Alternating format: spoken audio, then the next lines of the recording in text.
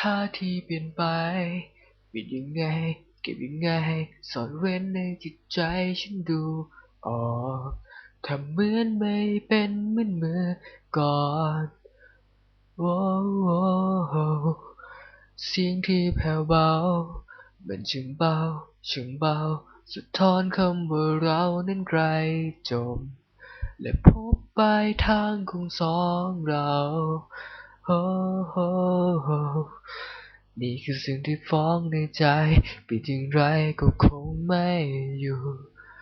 วันนี้ยิ่งฟังยิ่งรับรู้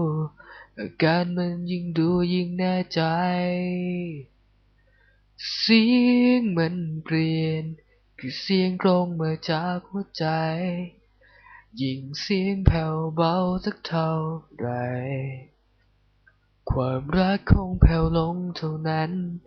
เสียงมันเปลี่ยน ตอนนี้รอจะฟังคำนั้น